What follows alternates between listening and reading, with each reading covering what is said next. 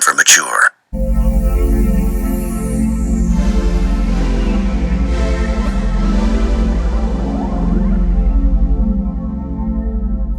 Welcome back, everyone, to another segment of Hill's Dance Session. I went that crazy. Again, I'm Mike Gaines. This is Hill. Best. This is Andrick. Andrew wants that hotline bling. I guess so. He's going to start dancing like Drake. During the whole thing, especially after Hideo Kojima is getting out of Konami. That's what this brings us to this segment. It's Metal Gear. Metal Gear and The movie. Kojima. Yeah, pretty much Kojima. I kind of felt like this may be a discussion that deserves its own little section. Soapbox. A soapbox, homage, everything. Rest in peace, eulogies. Right, yeah. I had a chance to play an hour of it. I think you got a chance to play a little bit more. And So you got to play you played the Phantom Pain, didn't you? No, I downloaded it. You downloaded the Phantom Pain. At least you got somewhere. Yeah. Hey. That's a small accomplishment. Right? So how do you want to? Why don't you start? Start? Okay. So I haven't got a chance to complete it yet, like a lot of people out there have, and a lot of people have been blown away from it. Everywhere from you seeing reviews that are like 10 out of 10. Wow. Of that nature. So I've played 5 hours of it, and I'm a huge Metal Gear Solid fan and a Hideo Kojima follower of all things Kojima. And the thing is that there is a lot of detail in everything that he does and reasoning, no matter how odd a certain game can take, a certain direction of oddity that the game can take you. And Metal Gear Solid 5 falls into that realm as well, where you're like, what all does this all mean? But what's so unique about this game, just like his other previous games, is that it all comes together and it's beautifully done and it's very unique. And supposedly, from our understanding, is that the end of the game is going to bring the entire series together as kind of a finishing epic of Kojima, the Kojima Studios, and the Metal Gear Solid franchise, and basically a big FU to Konami at all the same time.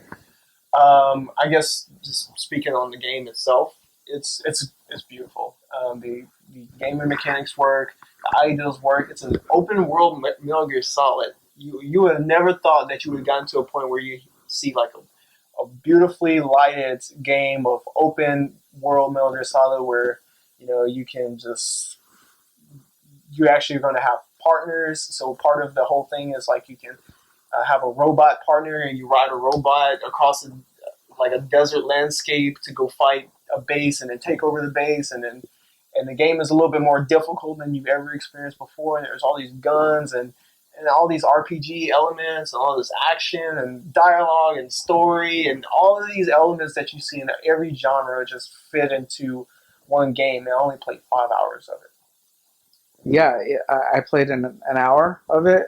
45 minutes of that was a movie. It was the beginning. It was an interactive movie, and it was... And 10 minutes of codec.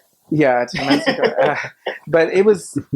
From the little I did play of it, and I'm a Kojima fan as well, not on the scale as Mr. Hill over here.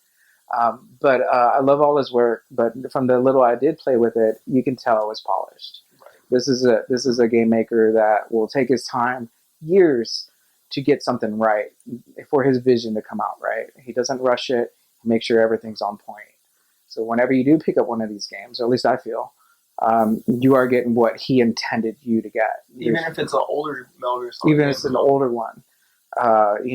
This one has a different lead than the previous ones, if I remember, or at least if you know the backstory. There's Solid Snake, there's Liquid Snake, and then there's Solid Snake in 1 and 2, which is the one everybody's kind of familiar with. Yeah, and 3 is essentially Big Boss. Yeah, Big Boss, and that's kind of here, but then they changed the voice actor and all that. That's all kind of there.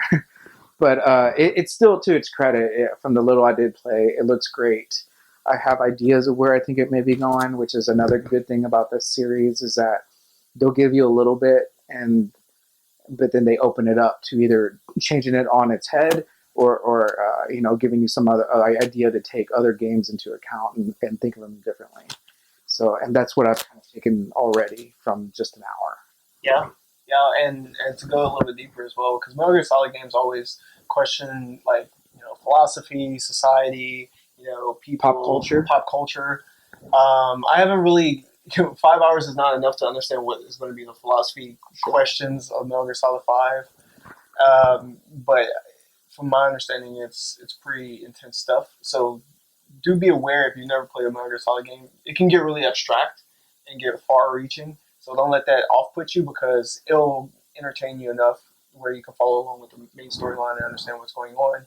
But find yourself that in codecs, and the codecs are the I guess split screen dialogues between two characters, and other movie elements in the game that are going to take you to a point where it's going to open up philosophy questions. Like how do you feel about certain things? Well, that's true. But are you under the guise of you can pick up a Metal Gear game and no matter which one you pick up and play it and enjoy it, or are you? And I'm kind of in the second part where I don't feel you can just pick up like 5 or and make 4 sense of it, and can. Well, obviously you want to appreciate it as much as you play the other ones, but I don't even know if you would enjoy it as much. I've always thought about that because we come from a biased standpoint, right? Right, This is where we were banking on like Mike, hopefully like playing a Metal Gear Solid game out of order. Well, I'm gonna play Phantom Pain once I get around. That's to a 15-minute game. Yeah, right. And actually, that's what I was gonna say. So a lot of people were mad because of what a short game it was, and the whole reason it supposedly came out was so you could get used to the new mechanics and stuff. Do you think they warranted coming out with that game for Metal Gear Solid 5? I think it was a test for Kojima because it was a big scale project that he was doing, and there was a lot of new elements that he wanted to implement that they created themselves. That wasn't like a tried mechanic in other gaming companies. And I think he did use that as an excuse for testing on the audience to see if it worked and if people appreciated it, because that's when 5 took it on a greater scale, and that's why it's a 10 out of 10 now. Yes, some people have said, "Hey, this is a beta test, this expensive beta test," and I did feel that way as well. You did? Yeah, I can see that philosophy. I don't know if that's necessarily his intent. Right. I think he probably would have given it away for $5, but the company needed something to justify. Konami, yeah, that's a whole nother. Yeah, they needed to justify the money to charge that much. So I think he probably would have just been like, "Here, we want to test things out, and this is part of the story. This will kind of be a prelude to what's coming up." But yeah, I don't know if you could pick up that game and completely enjoy it from not having played the other ones, because I'm obviously coming from somebody that started from the first one. And I think 2 and 4, you definitely can't just play it, not playing any others, and be like, I understand what's going on. I think it would totally lose you. You can skip the NES game. Oh yeah, let's just skip the NES. Because even though it's part of the story, like all the other games will reference the NES time over and over again, which is very unique. But I think if you 1 would definitely help. 3 would make sense as well because it starts prior to all of the other events. And 5, actually, I'll take that back. 5 it will be kind of difficult because 5 is all of the games that happened in the PS3 and PS2 and PS1, and also a lot of the games that happen on PSP. And some other, and the PSP games as well. So you will be kind of lost. Yeah, you think so? Yeah. Okay. Like if you haven't played Peace Walker, you're going to be, I forgot his name. The guy in the blonde hair. It just slipped my mind. But you're going to be like, who the hell is this guy? Where did he come from? And he's a pretty important character in the story of Big Boss, but he doesn't really get introduced until, right after Metal Gear Solid 3. Well, one thing, and this will kind of leave Mike out again. All Mike's right. kind of been out of this whole conversation. I'm sorry, buddy. No worries. Play the game. But Right. one thing I really liked in the beginning, again, I haven't played that much, was how they brought the Ocelot back. And they brought him back in such a cool, they brought him back because in previous Metal Gear games he was a bad guy, Right. and this one he's such a friend, or at least in the beginning, as far as I could tell.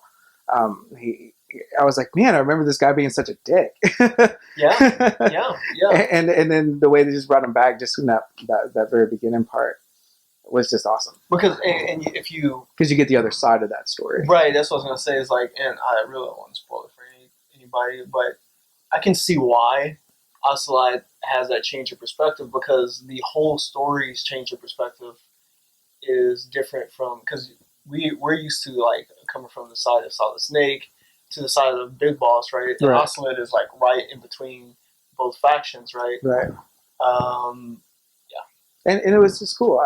It's just one of those little things, and because it happened so early in the system, early in the game, I don't think that's. and gaming franchises just haven't done that very well. There's only so No. many I can think of that have done it on that scale where it kind of carries the story and the dynamic. I mean, Resident Evil tried. They tried, but it didn't work out so It well. seems like they got just to kind of go on Resident Evil here. It's just that they got a rejuvenation at 4, and then it for me it just kind of they tried to play it again, Right. and they weren't innovating anymore.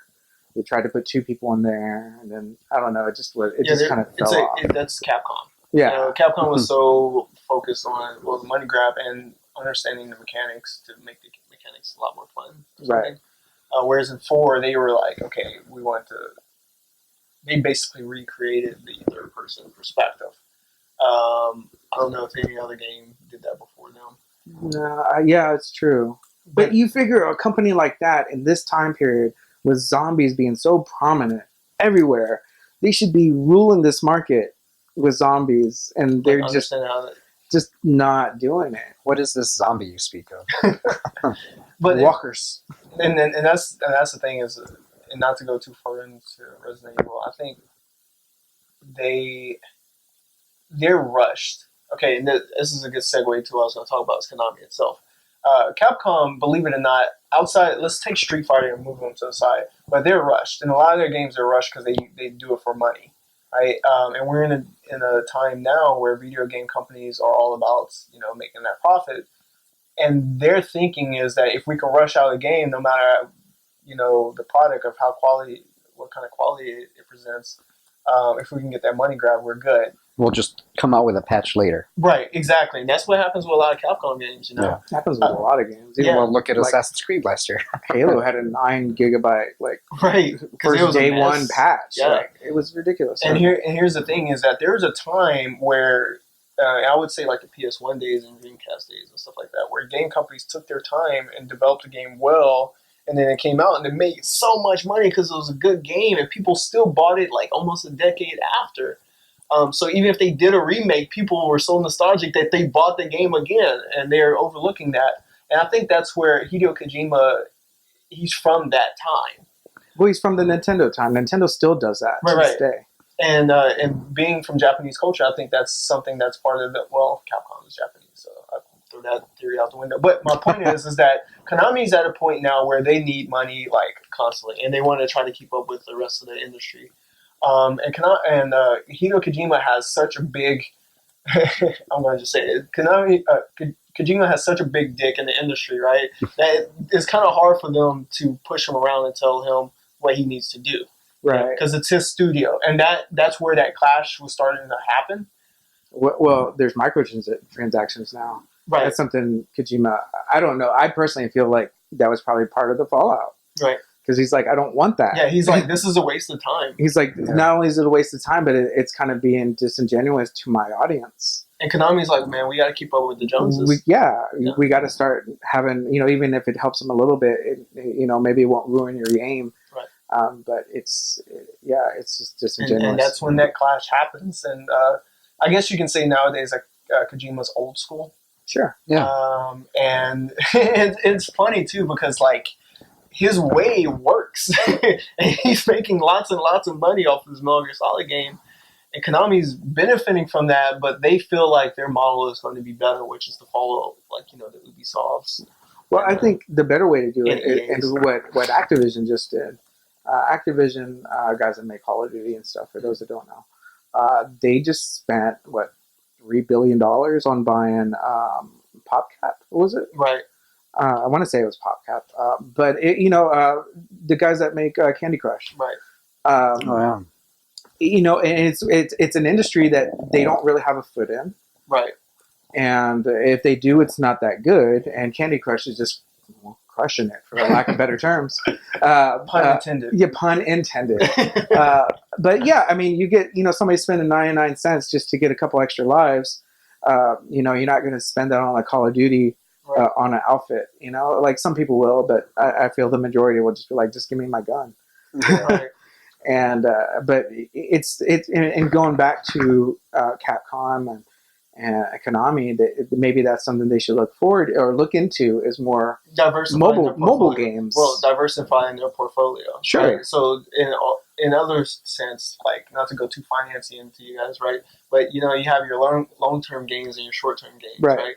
So they could buy a game company like PopCap that can easily do those short time money grabs, and then you have like a heavy hitter. What's a good activating heavy hitter? Call of Duty. Well, they do every year. What's one that they work on for like a long period of time? There's one. Don't they own World of Warcraft, Blizzard? Sure, yeah, that's one, right? Like whenever they come out with a big iteration of World of Warcraft, like they work on it for a long Sure. time. Hell, they've been working on the movie, right? Yeah. And The trailer just came out. right, and you have that section of money, and then you have this section of money that's going to hit huge, and you do that well. But that's long term, right? That's long term, right, exactly. And I think Konami is just like missing it, because other than Metal Gear Solid, because they dropped basically the Silent Hill franchise because they didn't know what the fuck they wanted to do with that. I think because it was Kojima, they probably didn't have a date of when this game was going to be done. And that pisses me off. And this was like, well, we need revenue. Right. And we can't just give you an unlimited amount of budget and not have a date. So my argument is that, okay, why don't you leave him alone and Yeah. then go and buy other smaller developers like every other smart publisher is doing? Sure. Or if they Just didn't like how even you have said. the revenue, even come up with little games having to do with that game. So you Sure. have mobile games that have to deal with Metal Gear, and just get his permission to do it within that universe and how he wants it done. Yeah, like a Right. Telltale Yeah. type of game. A Telltale game again would be great. Yeah. For Metal Gear, because you get to not have to deal with the action, you just deal with the story. Have somebody else do it. Oh, I thought you were talking about like games that help you on within the game, kind of like they did with Mass Effect. Well, they could do 3 that too. or Assassin's Creed. Yeah, they could do that as well, but that generally has to come out when the game comes out. Right. But they could do other things like Telltale games or just serial games, and they have a lot of cool IPs. They could totally be running with that, and they're just not utilizing it. So instead, their idea was to clash with Kojima. Their head creator, the guy that basically kept them in business, and that is, oh my god. So yeah. So that's our. I really hope they come to terms and he comes back, because I really don't want to see another Metal Gear game without him being involved. And that's what's going to happen. And that's exactly, if they don't clear this up, that's exactly what's going to happen. And all the fans, which are the ones that kept them in business, are going to be like, I'll get the game just to check it out, or I'll wait for a review, see how bad it is, and not get it. Right. Yeah. So, there you go. Good job, Konami. So, get your act together, is what we're saying. Yeah, I was going to bring up EA, but that's a whole nother rant. We'll save that. All right. So I guess that brings us to the end of this segment. So, yeah, guess No, I what? want to talk about EA, damn it. No. I Yeah, guess, it's just... all right. I guess we'll see you in the next video. Thanks for watching.